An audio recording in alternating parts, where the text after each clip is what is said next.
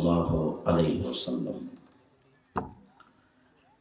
আজকের সংক্ষিপ্ত দিনী বৈঠকে বক্তব্যের বিষয় সদাচরণ, ভালো আচরণ, ভালো চাল চলন নিয়ে আমরা এক গুরুত্বপূর্ণ সংক্ষিপ্ত তথ্যবহুল বিবরণের চেষ্টা করব ইনশাআল্লাহুল আজিজ।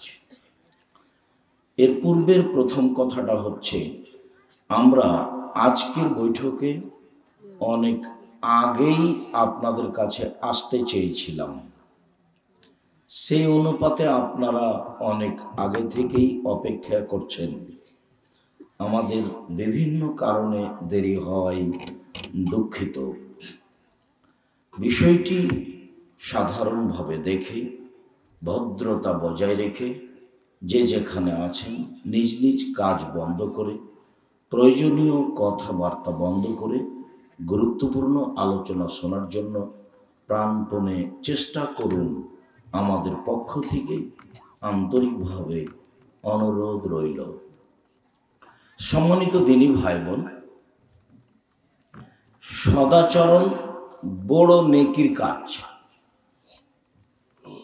ভালো আচরণ সবচেয়ে ভারী নেকির কাজ। ইবাদতের জগতে সবচেয়ে ভিন্ন ধরনের ইবাদত হলো সলাত। সলাত এমন একটা ইবাদত যে অন্যান্য ইবাদত সলাতের উপরে নির্ভর করে।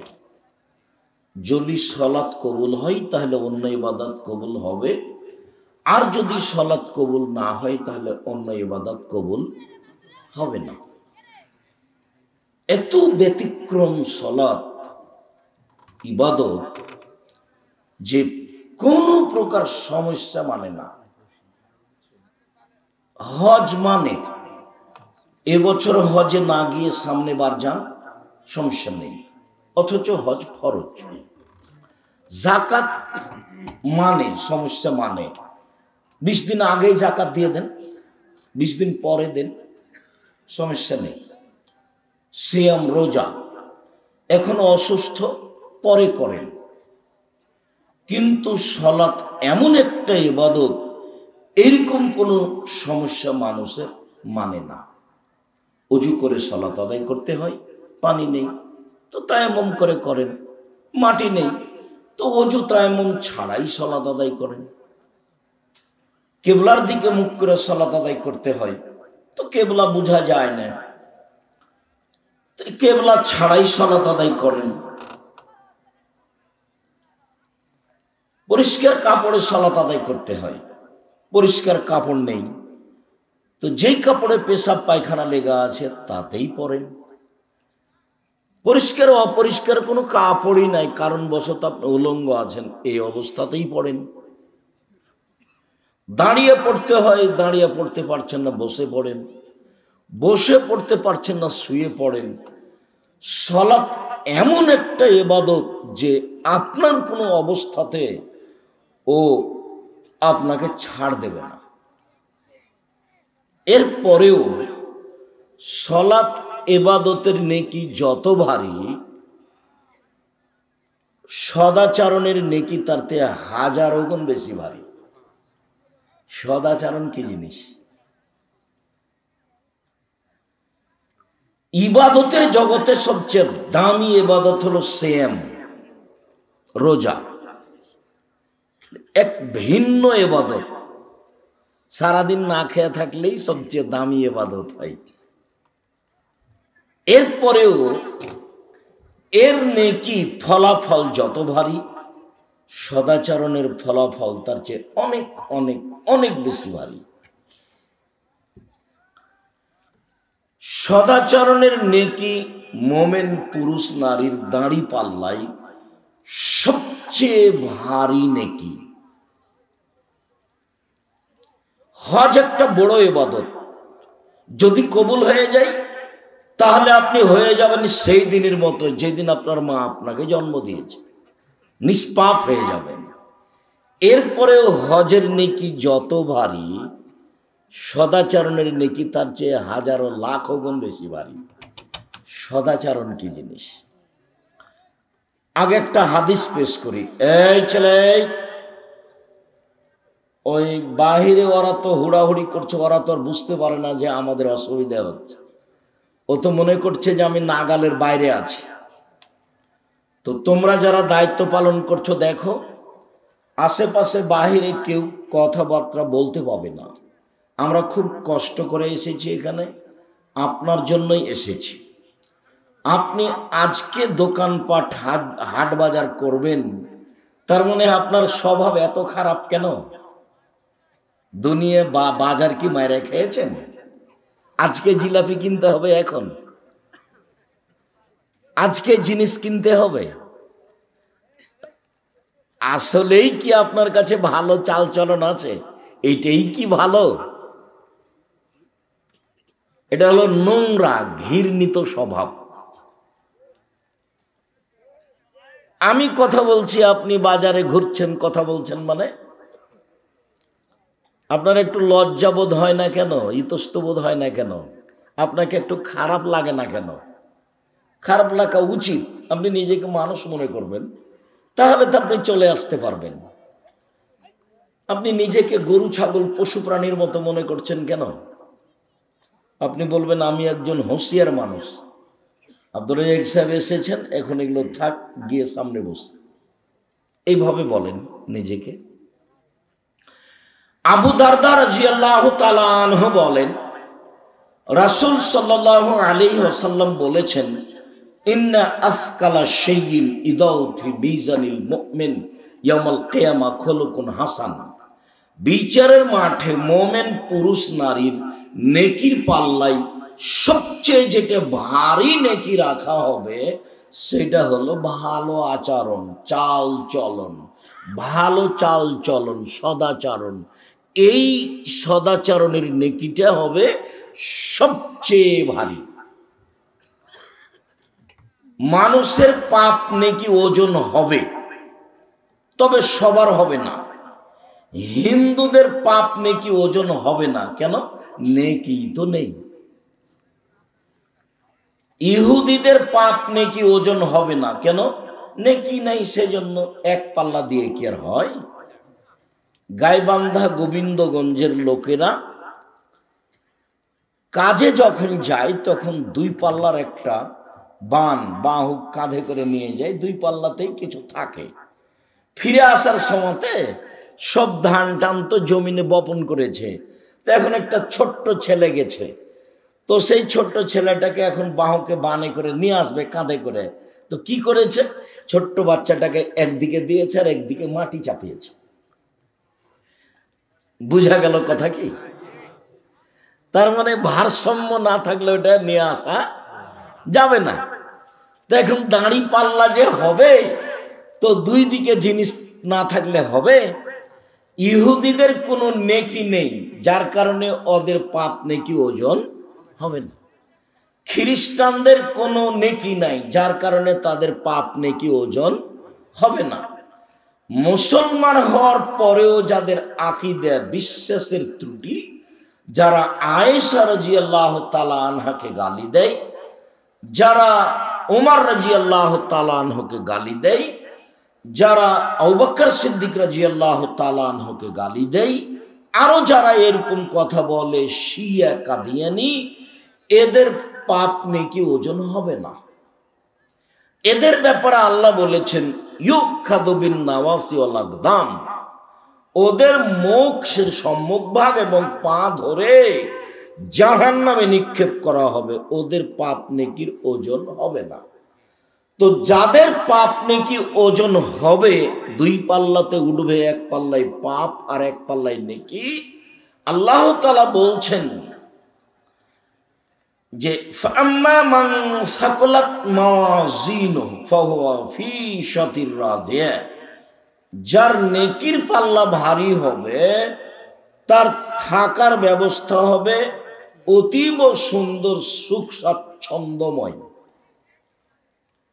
ওয়া আম্মা মান খাফফাত মাওয়াজিনুহু ফাউম্মুহু হাবিয়া, আর যার নেকির পাল্লা হালকা হয়ে যাবে, পাপের পাল্লা ভারী হবে, তার থাকার জায়গা হবে অতীব গভীর গহ্বর হাবিয়া জাহান্নাম।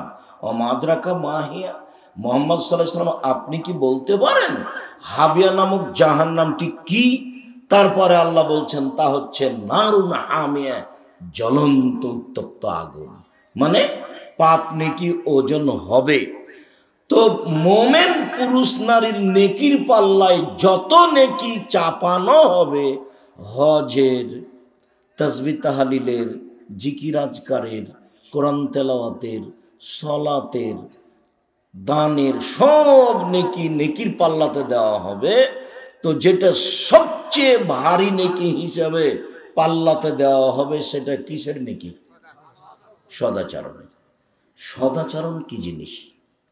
এই কোনো খাওয়ার জিনিস নাকি?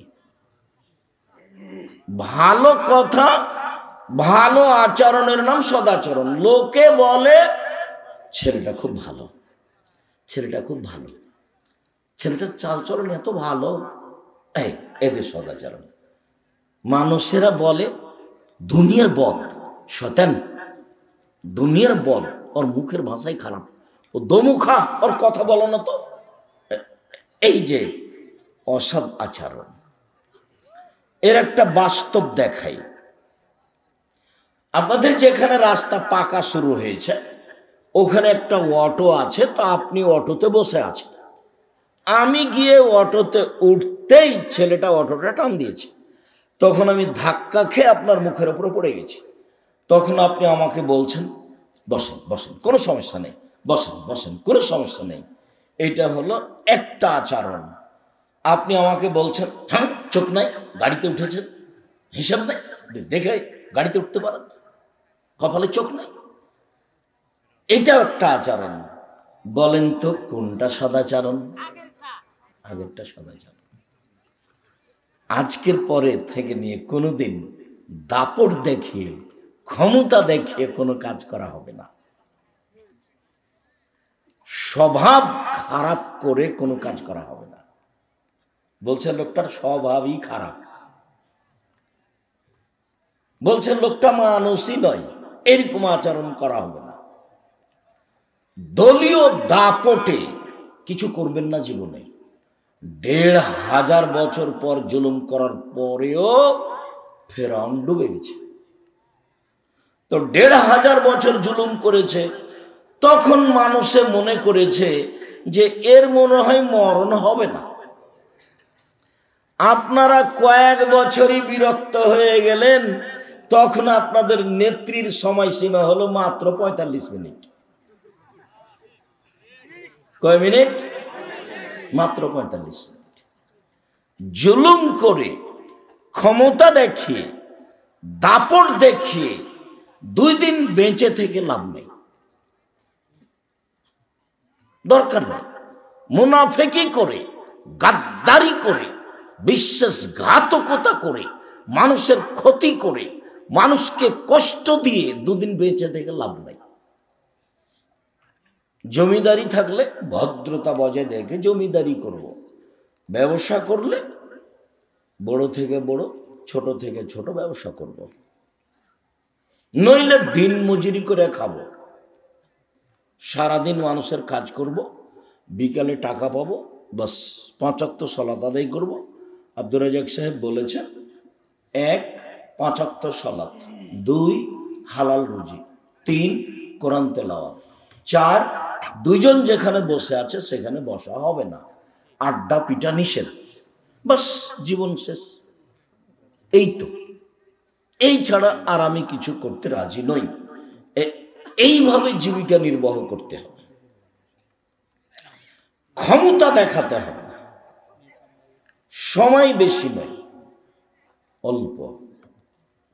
বারবার একটা কথা আঘাত করছে মাথায়, এটা তো বগুড়া, তারপরেও যেহেতু গাইবান্ধার পাশে, কাজেই কথাটা বলা ভালো।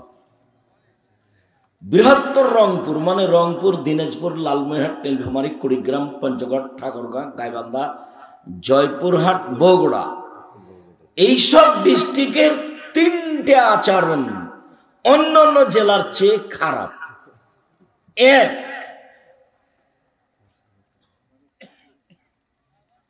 বোনকে জমি দেয় না, ভাই নিয়ে নেয়।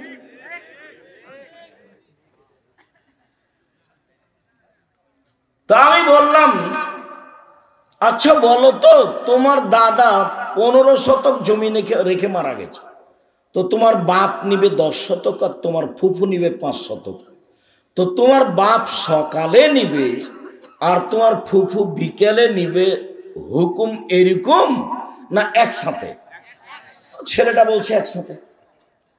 তো যখন ছেলেটা বলেছে একসাথে, তখন আমি বলেছি, তোমার বাপকে যদি আমি কুকুর শ্রীগালের চেয়ে খারাপ প্রমাণ করতে না পারি, তা আমি জাতির সামনে বক্তব্য দেব না। তোমার দাদা মরা 10 বছর হলো, এখন পর্যন্ত তোমার বাপ তোমার ফুফুকে জমি দেয়নি। আর আল্লাহ বলছেন, যারা বুঝে বুঝে না, দেখে দেখে না, শুনে শুনে না, তারা হচ্ছে পশু প্রাণীর মতো, গরু ছাগলের মতো, কুকুর শ্রীগালের মতো, বালহুম আদাল, বরং তার চেয়ে খারাপ। তো তোমার বাপকে আমি যদি কুকুর শ্রীগালের চেয়ে বেশি খারাপ প্রমাণ করতে না পারি, তা আমি বক্তব্য দেব না। তোমার বাপকে বলিও, আব্বা ভাগ্য নিয়ে এসেছি, ভাগ্য ছেড়ে আসেনি। ভাগ্যে যদি জমিদারি থাকে তো জমিদারি করে খাবো, আর ভাগ্যে যদি ভিক্ষে করে খাওয়া থাকে তো ভিক্ষে করে খাবো। ফুফুর জমি খেতে রাজি। আগামীকাল সন্ধ্যা হতে হতে বোনের জমি বের করে দিবেন। আর যদি আপনি আমাকে বলেন, তো আমি আমার বাপকে মাটি দেওয়ার পরে আগে জমি ভাগ করেছি, তারপরে খাওয়া দাওয়া করেছি। যদিও জমি আমার ছোট ভাই মুস্তফা তো জমি চিনেই না, আমি জমি চিনি টুকটাক, কিন্তু যাওয়া হয় না, খোঁজ খবর নি না। আমার মাও খোঁজ খবর নেওয়া পছন্দ করতেন না, আমরাও খোঁজ খবরই নি না। তবে মাটি দিয়ে এসে জমিটাকে ভাগ করেছি, কে কতটুক পাবে। এ হলো 1। 2, কয়েকটা জেলার মানুষ ছেলের বিবাহ দিলে টাকা নেই, যৌতুক নেই। তখন আমি বলেছি যে বাপ বেটা ভিক্ষে করে খাও। বাপ বেটা যদি গ্রামবাসী এলাকাবাসী যদি ভিক্ষা না দেয়, তাহলে বগুড়া ট্রেন স্টেশনে যাও, মানুষের কাছে ভিক্ষা যাও, সারাদিনে কয়েকশো টাকা ভিক্ষা পাবা, যৌতুক নিবা কেন? ভিক্ষে করা টাকা দিয়ে চাউল কিনে ভাত খেয়ে ইবাদত কবুল হবে, ভিক্ষে করা টাকা দিয়ে চাউল কিনে ভাত খেয়ে ইবাদত কবুল হবে, যৌতুকের টাকা দিয়ে চাউল কিনে ভাত খেয়ে ইবাদত কবুল হবে না। যৌতুকের টাকা হারাম। এই যে বললাম, দেখি কোন মায়ের বেটা কিয়ামত পর্যন্ত এভাবে উল্টে ধরতে পারে। যেভাবে বলছি সেভাবেই থাকবে। তার মানে তোমার বাপের আর তোমার উচিত ভিক্ষা করে খাও। ভিক্ষা করে খাবা কেন? দিন মজুরি করে খাও। আর আগামীকাল সন্ধ্যা হতে হতে মোটরসাইকেল, সাইকেল, খাটলা, চকি বাক্স, টাকা পয়সা যা নিয়েছো তা শ্বশুরকে ফেরত দাও। তোমার বাপের মুখখান দেখো তো কালো হয়ে গেছে, দেখো। তোমার বাপের একটু লজ্জা হয় না কেন? তোমার বাপের একটু হায়া হয় না কেন? তোমার বাপের একটু শরম হয় না কেন? তোমার বাপ ভিক্ষা করে খায় না কেন? এই ছেলে, তোমার বাপ ভিক্ষা করে খায় না কেন? ফাজলিমো করে তোমার বাপ। মানুষের কাছে টাকা নেই কেন বেটা? তুমি টাকা নাও কেন? কাপুরুষের সন্তান, কাপুরুষ, টাকা নিবা কেন? কি পেয়েছো তুমি? দিন মজুরি করে খাও, মানুষের বাড়িতে কাজ করে খাও, মনে ফুর্তি থাকবে, বুকে বল থাকবে, সাহস থাকবে। বছরে একদিন বলবে শ্বশুরকে, আব্বা আপনার জন্য একটা লুঙ্গি নিয়ে এসেছি, আমি দিন মজুরি করে খাই। খাটখাটলা, চকি বাক্স যা কিছু নিয়েছ সব আগামীকাল সন্ধ্যা হতে হতে ফেরত দিবা। এ হলো দ্বিতীয় খারাপ। তৃতীয় খারাপ হলে যে এই জেলাগুলির অধিকাংশ বাড়ি সাতক্ষীরার মতো। সাতক্ষীরা মানে কি বলছেন আব্দুর রাজ্জাক সাহেব? এইদিকে একটা ঘর, এইদিকে একটা ঘর, মধ্যে গরুর গাড়ির রাস্তা। মানে ফাঁকা বাড়ি, চতুর্দিক ঘেরা নেই। এটা বাড়ি হয় কিভাবে? ধনী মানুষ চতুর্দিক ঘেরা থাকবে, ইট দিয়ে একটা দরজা থাকবে। আপনার স্ত্রী যখন ঘুমাতে যাবে তখন বিসমিল্লাহ বলে দরজাটা বন্ধ করে দিবে, দিয়ে শুইবে। আল্লাহ নবী বলেছেন, বন্ধ দরজা শয়তান খুলতে পারে না, ওপর দিয়ে শয়তান আসতে পারবে না, তাকে দরজা দিয়েই আসতে হবে, তার ক্ষমতা যতই থাক না কেন। তো গরিব মানুষ চটছালা দিয়ে ঘেরা আছে চতুর্দিক, দরজাতে একটা পর্দা ঝুলানো আছে, দরজা নাই তো। তখন আল্লাহ রসুল বলছেন, এক কাজ করবে আপনার স্ত্রী, বিসমিল্লাহ বলে চটছালার নিচে, কাপড়ের নিচে একটা বিসমিল্লাহ বলে একটা কাগজ টুকরা, একটা কাঠের টুকরা রেখে দিবে। আল্লাহ নবী বলছেন, এই দরজা দিয়ে সকাল পর্যন্ত শয়তান প্রবেশ করতে পারবে না, অথচ ফাঁকা আছে। হাদিস বুখারী মুসলিম। বাড়ি কেন ঘেরা নেই? কেন ঘেরা থাকবে না? এ কেমন মানুষ? কি তাহাজ্জুদ আপনি আমাকে দেখাচ্ছেন? আপনার ভিতরে তো রক্ত আছে, এটা আমার মনে হয় না, সবই পুজ। আপনার আত্মমর্যাদা, আপনার গাইরিয়ত আছে, এটা আমার মনে হয় না। বউ সারাদিন ঘুরে বেড়াই, এখনো এমনিতেই বসে আছে, হ্যাঁ করে হাঁটতে হাঁটতে এসেছে, আবার গল্প করতে করতে বাড়ি চলে যাবে। গল্প করতে করতে এসেছে দেবরের সাথে, ভাসুরের সাথে, দেবরের মোটর সাইকেলে আবার চলে যাবে। আপনাকে একটু খারাপ লাগে না? কেন খারাপ লাগে না? আপনার আত্মমর্যাদা নাই কেন?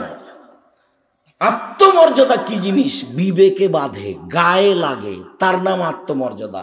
ছি ছি ছি ছি, আমার বউ কেন প্রেমের গল্প করে রে মোবাইলে, মনটা খুব খারাপ, মন নিয়ে হচ্ছে যে তোকে এখনই তালাক দিয়ে দিই। এর নাম হলো গাইরিয়ত, এর নাম হলো আত্মমর্যাদা। তো আমরা তো হাট বাজারে যাই না, বউ তো বহু দূরের কথা। আমাদের বাড়ির বউ হাট বাজার তো বহু দূরের কথা, স্বপ্নেও দেখতে পারবে না, আমরাই তো যাই না। তো কোনো সময় যদি কোনো কারণে ভ্যানের উঠতে নামতে যদি ভ্যান চালকের গায়ের সাথে এক একটু ঠেকে যায়, তো মনে হয় যে অজ্ঞান হয়ে গেলাম, ইন্না লিল্লাহি ওয়া ইন্না ইলাইহি রাজিউন। আর আপনার বউ রোজ যায় একটা ভ্যানিটি ব্যাগ হাতে করে, পড়া জানে না, শোনা জানে না, ঢং নাই, ঢিটাং নাই, সে বেশরমা বেহায়া মহিলা একটা, ও ভ্যানিটি ব্যাগ হাতে করে চলে যায় বাজারে, আপনাকে একটুকু খারাপ লাগে না? আপনার শরীরকে সবই পুজ, একটুকু রক্ত নেই, আপনাকে খারাপ লাগে না? খারাপ লাগা উচিত। আপনি কি দেখাতে চান আমাকে? গাইরিয়ত কাকে বলে, আত্মমর্যাদা কাকে বলে দেখবেন এক মিনিট। গাইরিয়ত, আত্মমর্যাদা। আল্লাহর নবী রাতে, আল্লাহর নবী স্বপ্নে জান্নাত ঘুরছেন, জান্নাতে ঢোকে, তো হঠাৎ দেখছেন একটা বিশাল প্রাসাদ, ভিন্ন ধরনের প্রাসাদ, বাহিরে তো ঝকঝকে, তো ভাবছেন ভিতর যে কত ঝকঝকে। তো বৃদ্ধা একজন মহিলা পাশে, আল্লাহ নবী বলছেন, এই বৃদ্ধা মহিলা বলো তো এই প্রাসাদ কার? তো মহিলা বলছে, এই প্রাসাদ উমারের। হাদিস কিন্তু বুখারী মুসলিম। তার মানে আল্লাহ নবী গায়েবের খবর জানেন না, ঘরটা কার তার জানা নাই। বলো তো বৃদ্ধা, ঘরটা কার, প্রাসাদ কার? তো বৃদ্ধা বলল, প্রাসাদ উমারের। তখন আল্লাহ রসুল বলছেন, না না না না, এত বড় আত্মমর্যাদার অধিকারী মানুষের ঘরের ভিতরে যাওয়া হবে না। এ ভিন্ন ধরনের আত্মমর্যাদার অধিকারী মানুষ, এর ঘরে যাওয়া হবে না। ঢুকলেন না। সকালে দেখা, ওমর জান্নাতে ঘোরার সময় তোমার ঘরটা দেখলাম, এত ঝকঝকে উন্নত মানের ঘর, মনটা চাইলে একটু ভেতরটা দেখি, কিন্তু যখন শুনলাম তোমার ঘর, তোমার আত্মমর্যাদাকে হিসাব করে আমি আর ঢুকিনি। তখন উমারের দুই চোখের পানি ঝরঝর করে ঝরতে লাগলো। উমার রাদিয়াল্লাহু তাআলা আনহু বললেন, আল্লাহর নবী, আপনি আমার আত্মমর্যাদাকে হিসাব করেন। আত্মমর্যাদা আপনাকে খারাপ লাগে না কেন? কেন খারাপ লাগে না? বউখানা যে আপনার হস্তিনী, তা আপনাকে খারাপ লাগে না কেন?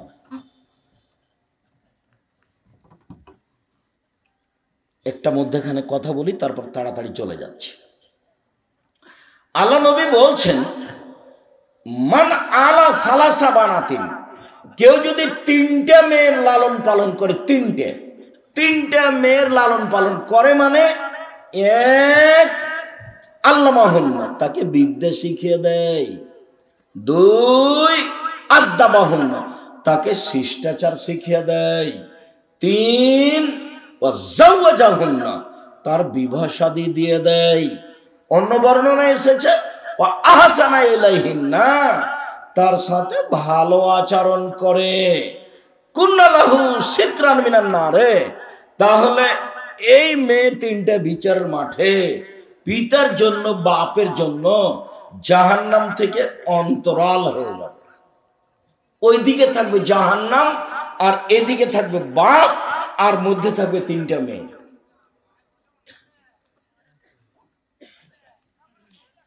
একটা মেয়ে হয়েছে তখন মন খারাপ, আর একটা মেয়ে হয়েছে তখন দাদি বলছে কি করবি রে, ডিপিএস খোল। তো যখন আর একটা মেয়ে হয়েছে তখন দাদি নানি বলছে বউ বাদ দে, বউ বাদ দে। কত স্বভাব খারাপ, বুড়িয়ে গেছে, তার হিসাব নিকাশ নাই। ধর্ম কি জিনিস, খায় আর পায়খানা করার দিন কাটায়, মানে বিবেচনা বলে কোনো জিনিসই নাই, মান মর্যাদা হিসাব বলে কোনো জিনিস নাই। 10টা ছেলেকে মাস্টার ডিগ্রি পাস করালে এক নেকি হবে, এই কথা মুহাম্মদ সাল্লাল্লাহু আলাইহি ওয়াসাল্লাম বলেননি। বাপের জান্নাত ঘোষণা হবে, তারপরে কোনো কথা। মেয়েরা এত শক্ত লাইনে দাঁড়াবে বিচার মাঠে, আমার পিতার জন্য জান্নাত ঘোষণা হবে, তারপরে কোনো কথা। অন্যথায় আমরা মেয়ে হিসাবে এখান থেকে সরে যাব না। তো একটা আছে বিদ্যা শিখিয়ে দিল আর শিষ্টাচার শিখিয়ে দিল। এইটা কথা যে শিষ্টাচার কি জিনিস, এইটা হলো মূল কথা। শিষ্টাচার কি জিনিস, শিষ্টাচার কাকে বলে? আসলে বাপই কি জানে শিষ্টাচার কাকে বলে? মাই কি জানে শিষ্টাচার কাকে বলে? নগ্ন হয়ে, অর্ধনগ্ন হয়ে, ভ্যানিটি ব্যাগ কাঁধে করে ঢং ঢং করে হেঁটে চলে যাওয়া, এটাই কি শিষ্টাচার? এখন বাজারে আপনার মেয়ে হাঁটছে, ক্লাস 10-এ পড়ে, ওর বিবাহ দিলে 2টা বাচ্চা হতো কেন? ও ক্লাস 8-এ যখন উঠেছে তখন যুবতী হয়েছে, ও 2 ছেলের মা, এখন বাজারে হাঁটছে। মেয়ে কি হিন্দুর না আপনার? জবাব আপনি দিন, আমাকে দিতে হবে না। আমি দিব কেন? মেয়ে কি আমার, যা আমি দিব? শিষ্টাচার কাকে বলে? শিষ্টাচার কাকে বলে? হুড়াহুড়ি করছে এখনো বাজারে আপনার ছেলে, আপনার মেয়ে। ও কি হিন্দুর ছেলে? ও কি হিন্দুর মেয়ে? কেন হুড়াহুড়ি করে? কা পুরুষ আপনি, ঘৃণিত পুরুষ আপনি, আপনি বাপ নন, আপনি ওই মেয়েটার সৎ বাপ, আপনি ওই ছেলেটার সৎ বাপ। আমি এ কথা বলিনি। আল্লাহ নবী বলছেন মেয়েকে শিখিয়ে দিল 1, শিষ্টাচার শিখিয়ে দিল 2, মেয়ের সাথে ভালো আচরণ করলো 3, মেয়ের বিবাহ দিয়ে দিল 4। তাই মেয়েরা জিম্মেদারি নিবে বাপকে জান্নাতে নিয়ে যাওয়ার, যে কোনো মূল্যে নিয়ে যাবেই যাবে। বাপে মেয়েকে শিষ্টাচার শিখিয়ে দিয়েছে। শিষ্টাচার কি জিনিস?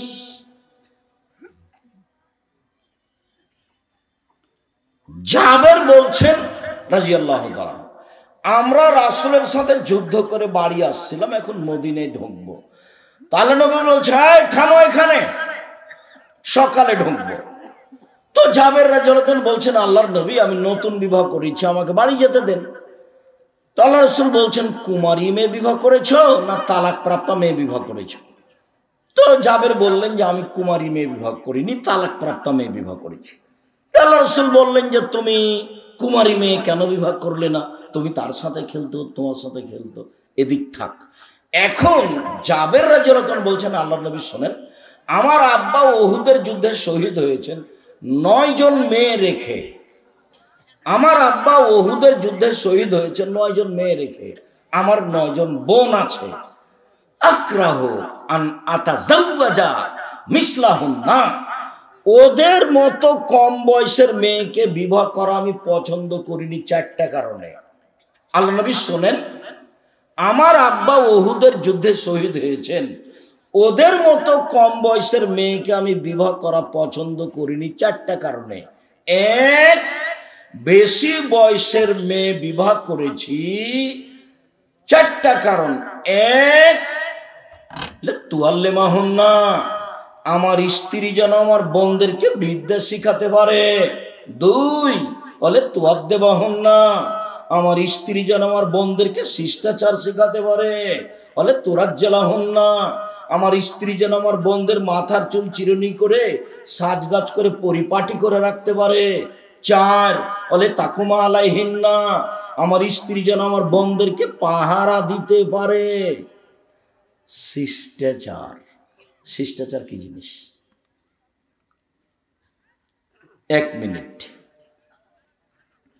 আপনার মেয়ের নখ গলা বড় বড় আছে, নখে নেইল পালিশ আছে, এটা কি শিষ্টাচার? ইহুদি খ্রিস্টানদের পতিতালয়ের মেয়েদের বৈশিষ্ট্য হচ্ছে নখ বড় রাখা, নখে নেইল পালিশ রাখা। ইহুদি খ্রিস্টানদের পতিতালয়ের মেয়েদের বৈশিষ্ট্য হচ্ছে নখ বড় রাখা, নখে নেইল পালিশ দেওয়া। ইহুদি খ্রিস্টানদের পতিতালয়ের মেয়েদের বৈশিষ্ট্য হচ্ছে নখ বড় রাখা, নখে নেইল পালিশ দেওয়া। তো এটা কি শিষ্টাচার হলো?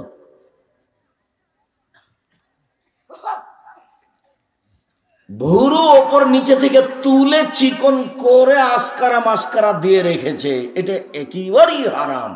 এইটা কি শিষ্টাচার হলো? শিষ্টাচার কোনটা?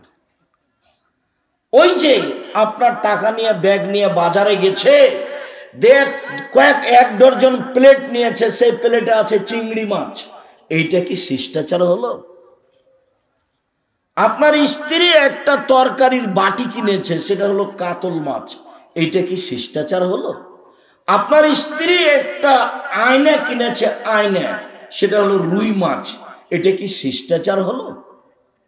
আপনার স্ত্রী একটা আপনার বাচ্চার পেশাব পায়খানার জন্য পট কিনেছে, সেইটা হলো ঘোড়া, এটা কি শিষ্টাচার হলো? শিষ্টাচার কি জিনিস?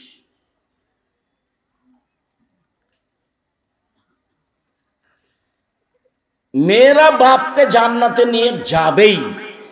1, বিদ্যা শিক্ষা দিয়েছে সেজন্য। 2, শিষ্টাচার শিক্ষা দিয়েছে সেজন্য। শিষ্টাচার কি জিনিস? ডান হাতের পাঞ্জাবিটা জামাটা আগে ঢোকাতে হবে, তার নাম শিষ্টাচার। ডান পায়ের জুতাটা আগে পরাতে হবে, তার নাম শিষ্টাচার। পেশাব পায়খানায় ঢুকলে দোয়া পড়তে হবে, তার নাম শিষ্টাচার। বের হলে দোয়া পড়ে বের হতে হবে, তার নাম শিষ্টাচার। পানির গিলাসটা ডান হাতে ধরতে হবে, তার নাম শিষ্টাচার। শুইলে ডান কাতে শুইতে হবে, তার নাম শিষ্টাচার। বাড়ি থেকে বের হলে সালাম দিয়ে বের হতে হবে, তার নাম শিষ্টাচার। রাস্তায় হাঁটলে এক পাশ দিয়ে হাঁটতে হবে, তার নাম শিষ্টাচার। সামনে মানুষ পড়লে আপনাকে সালাম দিতে হবে, তার নাম শিষ্টাচার। আপনার জন্য মোচ কেটে ফেলতে হবে, বেলেট নয়, তার নাম শিষ্টাচার। সব নবীর শিষ্টাচার। ইব্রাহিম আলাইহিস সালামের শিষ্টাচার, আদমের শিষ্টাচার, আমাদের নবী মুহাম্মদ সাল্লাল্লাহু আলাইহি ওয়াসাল্লামের শিষ্টাচার। এফল লোহা, দাড়ি বড় করতে হবে, চেঁচে ফেলাও হারাম, কেটে ফেলাও হারাম। চেঁচে ফেললে মহিলার সাদৃশ্য হবে, তার উপরে অভিশাপ হবে। চেঁচে ফেললে চোখের পাওয়ার কমে যাবে, চেঁচে ফেললে স্ত্রী মিলনের ক্ষমতা কমে যাবে, চেঁচে ফেললে অভিশাপ হবে। শিষ্টাচার কাকে বলে? নখগুলি কেটে ফেলতে হবে, নবীগণের শিষ্টাচার। শিষ্টাচার কাকে বলে? অজু করলে নাকে ভালো করে পানি দিয়ে নাকটা ঝাড়তে হবে, শিষ্টাচার। শিষ্টাচার কাকে বলে? কাসলাজ ফারে, তারপরে নাক ফুলে বেতে বগলের লোক উঠিয়ে ফেলতে হবে। নারী পুরুষ একই হুকুম, ব্লেড নয়। শিষ্টাচার কাকে বলে? সকল নবীর শিষ্টাচার, সকল নবীর অভ্যাস, সকল নবীর আদাত, সকল নবীর খাসলাত, এটাই ছিল এই 10টা শিষ্টাচার। নিচের লোম পরিষ্কার করতে হবে, নারী পুরুষ একই হুকুম, ঊর্ধ্বে টাইম 40 দিন। ওই ইন্তেকাসুল মায়ে, পেশাব পায়খানার পরে পানি দিয়ে পবিত্রতা অর্জন করতে হবে, আগে ঢেল টিস্যু পেপার পরে পানি, এ কথা নয়। আবার ঢেল নিয়ে 40 কদম হাঁটা নোংরামি, পায়ের উপরে পা উঠা বেহাই, খক খক করে কাশা নোংরামি, এইটা নয়। পেশাব পায়খানার পরে পানি দিয়ে পবিত্রতা অর্জন করতে হবে। নবীগণের বৈশিষ্ট্য, সব নবীর বৈশিষ্ট্য। পানি না থাকলে ঢেল টিস্যু পেপার নিয়ে 40 কদম হাঁটতে হবে। ঘটনা যদি তাই হয়, তাহলে আপনি 40 কদম হাঁটবেন, আপনার বউ হাঁটবে না? ওকে বলবেন যে তুইও 40 কদম হাঁট, পায়ের উপরে পা উঠা, খক খক করে কাশ। ধর্ম তো আপনার কাছে পাগল হয়ে গেছে। বিস্তারিত দেখবেন পবিত্রতা নিয়ে জুমার খুতবা, মধ্যেখানে শিষ্টাচার নিয়ে কথা এসেছিল, তাই আপনার কাছে কিছু রাখলাম। এর জন্য আমি দায়ী নই, আপনি দায়ী। সম্মানিত দিনী ভাই বোন, সদাচরণ, সদাচরণের নেকি নেকির পাল্লায় সবচেয়ে ভারী। আল্লাহ আমাদের নবীকে বলেন ইদফা বিল্লাতি হিয়া আহসান। মুহাম্মদ সাল্লাল্লাহু আলাইহি সাল্লাম, আপনি যখন মানুষের সাথে কথা বলবেন, তখন মানুষ যেটা বলেছে আপনারটা যেন তার চেয়ে সুন্দর হয়। আল্লাহ তাআলা বলেন ওয়াজাদিলহুম বিল্লাতি হিয়া আহসান। মুহাম্মদ সাল্লাল্লাহু আলাইহি সাল্লাম শোনেন, যখন মানুষের সাথে কোনো তর্কমূলক কথা হবে, বাক বিতণ্ডমূলক কথা হবে, তখন আপনারটা যেন তার চেয়ে ভালো হয়। সদাচরণ কাকে বলে? মহান আল্লাহ বলেন ফাবিমা রাহমাতিম মিনাল্লাহ চাই বসো, ফাবিমা রাহমাতিম মিনাল্লাহ লিনতালাহুম ওয়ালাউ কুনতা ফাদ্দান গালিজাল কলব লানফাযু মিন হাওলিক। মুহাম্মদ সাল্লাল্লাহু আলাইহি সাল্লাম, আল্লাহর পক্ষ থেকে বড় দয়া যে আপনার চাল চলন নম্র সুন্দর হয়েছে। আপনার চাল চলন যদি কর্কশ খারাপ হতো, মানুষ আপনার পাশ থেকে সরে যেত। শুনুন, সদাচরণ মানে এক ফাফানম, মানুষ যা ভুল ত্রুটি করেছে আপনি তা ক্ষমা করে দেন। দুই আস্তাগফিরুল্লাহুম, ওরা আপনাকে গালি দিয়ে অনেক কিছু বলে যে পাপ করেছে, আপনি নিজে তাদের জন্য আল্লাহর কাছে ক্ষমা চান। আল্লাহ, ওরা না বুঝে আমাকে গালি দিয়েছে, তুমি তাকে ক্ষমা করে দাও। এর নাম সদাচরণ। আর যদি আপনি দল সংগঠন করেন, আর আমি যদি আপনার দল সংগঠনে না যাই, আর আমি যদি বিপদে পড়ি, তাহলে আপনি বলবেন ঠিক হয়েছে, ঠিক হয়েছে, উচিত হয়েছে, উচিত হয়েছে। এটা সদাচরণ। আবার আপনি গরুও জবাই করবেন, গরু জবাই করতে আমি নিজে দেখেছি, আমার 2 চোখ সাক্ষী। গরু জবাই করতে আমি নিজে দেখেছি, রাজশাহীর ঘটনা নকল করছি। কোথায় কবে সদাচরণ বিদিয়ে নিয়েছে? কিসের ধর্ম, কিসের দল, কি বুঝাতে চান আপনি আমাকে? সদাচরণ কাকে বলে? এই ছেলে, সম্মানিত দিনী ভাই বোন, সদাচরণের নেকি বিচারের মাঠে নেকির পাল্লাই সবচেয়ে ভারী নেকি, মনে থাকবে কি? এবার কয়েকটা কথা আপনাকে বলি। সদাচরণ এমন একটি ইবাদত, এ দিয়ে সবচেয়ে দামি জান্নাত পাওয়া যায়। সদাচরণ এমন একটি ইবাদত, এ দিয়ে সবচেয়ে দামি জান্নাত পাওয়া যায়। রাসূল সাল্লাল্লাহু আলাইহি ওয়াসাল্লাম বলেন ইন্না ফিল জান্নাতে গোরাব ইরা জাহিরুহা মিন বাতিনিহা ওয়া বাতিনুহা মিন জাহিরিহা। জান্নাতে কতগুলি উন্নত মানের ঘর রয়েছে, যার বাহির থেকে ভিতর দেখা যায়, ভিতর থেকে বাহির দেখা যায়, শুধু টকটক টকটক করছে, ঝকঝক করছে। সাহাবীগণ বললেন লেমান হাজিহি, আল্লাহর নবী, এত দামি ঘর কে পাবে? তখন আল্লাহ রাসূল উত্তরে বললেন লেমান আলানাল কালামা, যার স্বভাব ভালো সে পাবে, যার চালচলন ভালো সে পাবে। সদাচরণ দিয়ে সবচেয়ে দামি নেকি পাওয়া যাবে। সদাচরণ কি জিনিস? সদাচরণ দিয়ে 2টি বড় বড় আমলের নেকি হবে। আয়েশা রাদিয়াল্লাহু তাআলা আনহা বলেন ইন্নামাল মুমিন ইয়াজদু বিহুসনি খুলুকিহি দারাজাতাস সাইমুল কায়েম। নিশ্চয় মানুষ সদাচরণ দিয়ে নিয়মিত তাহাজ্জুদ পড়লে যা নেকি পায় সেটা পাবে। নিশ্চয় মানুষ সদাচরণ দিয়ে নিয়মিত নফল সিয়াম রোজা থাকলে যে নেকি পায় সেটাই পাবে। আবার বলি, ইবাদতের জগতে একটা বড় ইবাদত হলো রাতে তাহাজ্জুদ পড়া। এতে মান সম্মান বেড়ে যায়। ইবাদতের জগতে একটা দামি ইবাদত হলো নফল সিয়াম থাকা।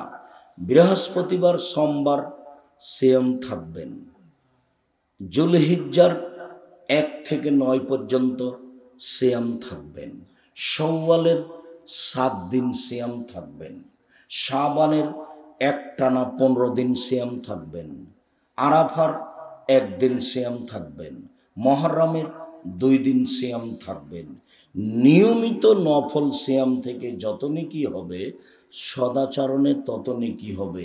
সদাচরণ কি জিনিস? ভালো কথা, ভালো কর্মের নাম সদাচরণ। আবারও বলি, নিয়মিত তাহাজ্জুদ পড়ে যে নেকি হবে, সদাচরণে সে নেকি হবে। নিয়মিত সিয়াম রোজা থেকে যে নেকি হবে, সদাচরণে সে নেকি হবে। বুঝাতে পারিনি? এই দুইটা ইবাদত মিলে যত নেকি হবে, সদাচরণে একাই তত নেকি হবে। এবার কি বুঝাতে পেরেছি? সম্মানিত দিনী ভাই ও বোন, সদাচরণ দিয়ে মানুষের ভাগ্য, মানুষের বয়স বেশি হয়ে যায়। সদাচরণ দিয়ে মানুষের টাকা পয়সা বেশি হয়ে যায়। আনাস রাদিয়াল্লাহু তাআলা আনহু বলেন, রাসূল সাল্লাল্লাহু আলাইহি সাল্লাম বলেছেন, মান সাররাহু, যে চায়, আইয়ুবসাতালাহু ফি রিজকিহি ওয়া ইনসালাহু ফি আসারিহি, যে চায় তার টাকা বেশি হয়ে যাক, যে চায় তার বয়স বেশি হয়ে যাক, আল্লাহ তাকে অনেক দিন বাঁচিয়ে রাখুক, এই দুটা যে চায়, ফাল এসেল রাহেমাহু, সে যেন সদাচরণ করে। পৃথিবী সৃষ্টির 50,000 বছর পূর্বে যে ভাগ্য লিখা হয়েছে, সেই ভাগ্য যদি নতুনভাবে লিখাতে চান তাহলে সদাচরণ করতে হবে। আর একটা জিনিস আছে ভাগ্য পরিবর্তনের, সেটা হচ্ছে লা ইয়ারুদ্দুল কাযা ইল্লা বিদুয়া, দুয়ার মাধ্যমে ভাগ্য পরিবর্তন হয়। পৃথিবী সৃষ্টির 50,000 বছর পূর্বে যে ভাগ্য লিখা হয়েছে, যদি খুব বেশি কান্নাকাটি করে দোয়া করেন তাহলে আল্লাহ কেটে ওটা নতুনভাবে লিখে দেবেন। যার কারণে 2020-22 পর্যন্ত আমি করোনা দিয়ে ভাগ্য বাড়াতে চাইনি। মাস্ক দিয়ে আমি মাস্ক দিয়ে ভাগ্য বাড়াতে চাইনি। একবারে এমন ভাবে শক্ত হয়েছিলাম যে করোনার 5 পয়সা দাম দেনি আমি, 5 পয়সা। বিমানে যখন উঠেছি তখন ওই বিমানবালা বলছে মাস্ক পরেন। আমি বললাম ধৈর্য ধারণ করো, মাস্ক পরেন। আমি বললাম ধৈর্য ধারণ করো, মাস্ক পরেন। তখন আমি বললাম যে তোমাকে চাকরি দেওয়া মালিক ঠিক করেনি। আমি যখন বিমানে উঠলাম তখন তুমি দেখলে আমার মাস্ক নেই, তখনই তুমি আমাকে নামিয়ে দিতে। আমি তো মাস্ক দিয়ে ভাগ্য বাড়াবো না। আমি ভাগ্য বাড়ালে কি দিয়ে বাড়াবো? দোয়া দিয়ে। মাস্ক দিয়ে ভাগ্য বাড়াতে আমি রাজি নই। 2 দিন বাঁচতে এসে শিরক করে মরতে রাজি নই। 2 দিন বাঁচতে এসে শিরক করে মরতে রাজি নই। এই কাজ আমি করব না। সম্মানিত দিনী ভাই বোন, নাওয়াস ইবনে সামান রাদিয়াল্লাহু তাআলা আনহু বলেন, আমি আল্লাহর নবীকে বললাম, আল্লাহর নবী, মাল বিররু ওয়াল ইসমু, পাপ কি জিনিস, নেকি কি জিনিস? খুব ভালো করে মনে রাখবেন, পাপ কি জিনিস, নেকি কি জিনিস? পাপ কি, নেকি কি, এটা জিজ্ঞাসা। মনে থাকবে না এটা? তো উত্তর বলছেন, আল্লাহ নবী বলছেন, আল বিররু হুসনুল খলক, নেকি হলো ভালো আচরণ।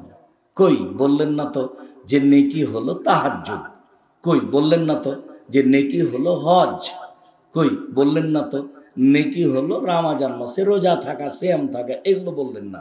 উত্তরে বললেন নেকি হলো ভালো আচরণ।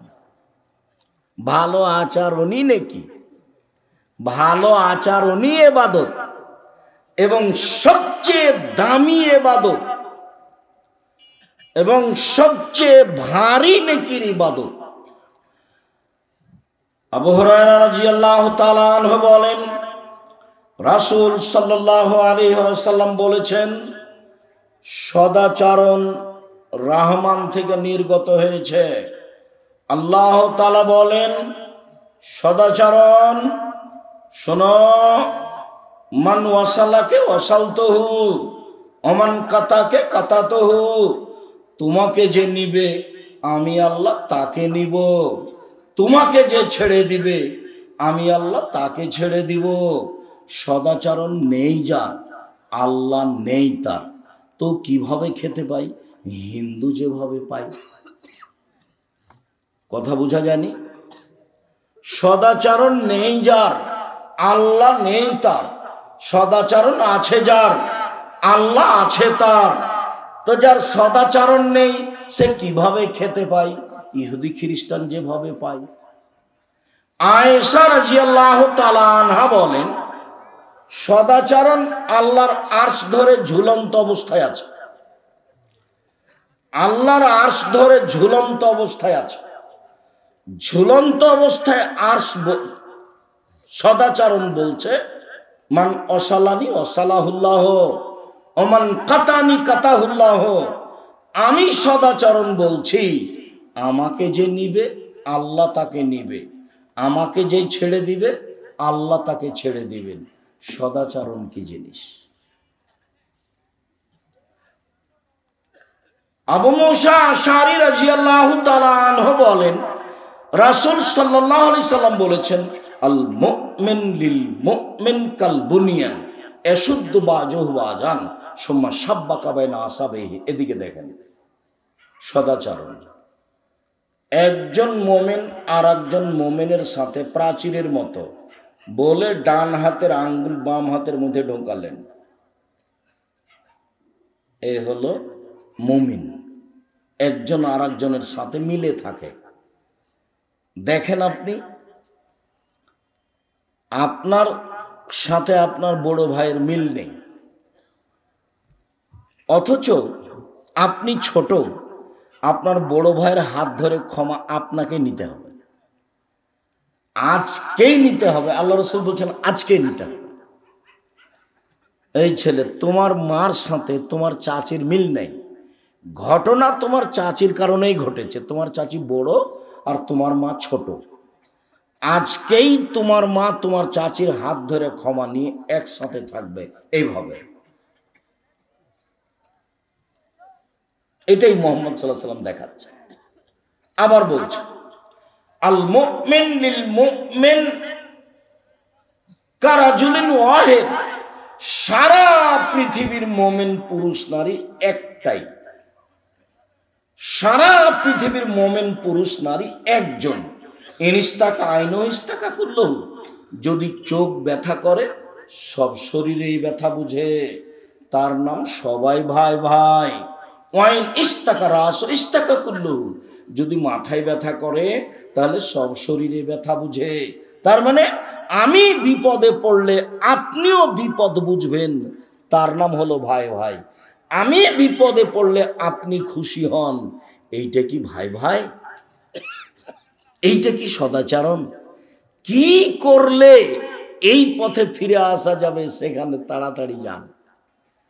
মাথাটাকে, জেহেনটাকে একবারে খালি রাখেন, কারো প্রতি ভালোবাসা বেশি রাখেন না, দলের মধ্যে থেকে জীবন হারায়েন না, দাঙ্গাবাজি করে ক্ষমতা দেখিয়ে দাপট দেখিয়ে কাউকে ঘৃণা করে তাহাজ্জুদ পড়ে জান্নাত কেনার হিসাব করিয়েন না, ভুল হিসাব। একজন সাহাবী মুজাইনা কাবিলার বলছেন যে সাহাবীগণ বললেন, আল্লাহর নবী, মা খায়রু মা উতিয়াল ইনসানো, মানুষকে তো আল্লাহ অনেক নিয়ামত দিয়েছেন, তো সবচেয়ে উত্তম কোনটা নিয়ামত? দুই হাত কিন্তু নিয়ামত। যার এক হাত নেই সে বুঝতে পারে দুই হাতের কি দাম, মর্যাদা, তাই না?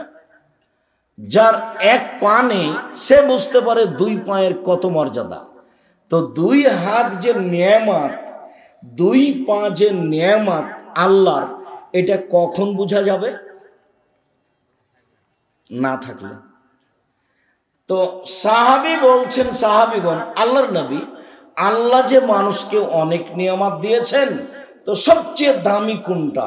তো আল্লাহ রাসূল উত্তরে বললেন, আল খুলুকুল হাসান, ভালো চাল চলন হলো সবচেয়ে দামি নিয়ামত। এক, আলোচনার শেষে চলে এসেছে। এক, ভালো চাল চলন হলো সবচেয়ে দামি নিয়ামত। দুই, ভালো চাল চলন দিয়ে বয়স বেশি হয়ে যায়। তিন, ভালো চাল চলন দিয়ে টাকা পয়সা বেশি হয়ে যায়। চার, ভালো চাল চলন দিয়ে দামি জান্নাত পাওয়া যায়। পাঁচ, ভালো চাল চলন দিয়ে দুইটা বড় বড় ইবাদতের নেকি পাওয়া যায়। মনে নাই? বলেন তো, বড় বড় ইবাদত দুইটা কি? একটা তাহাজ্জুদের, একটা হলো নফল সিয়াম। ছয়, ভালো চাল চলন দিয়ে সবচেয়ে বেশি নেকি হয়। সাত, ভালো চাল চলনই নেকি। আট, ভালো চাল চলনের নেকি বিচারের মাঠে দাড়ি পাল্লাই সবচেয়ে ভারী নেকি। ভালো চাল চলন, ভালো চাল চলন বাস্তব দেখিয়েছি।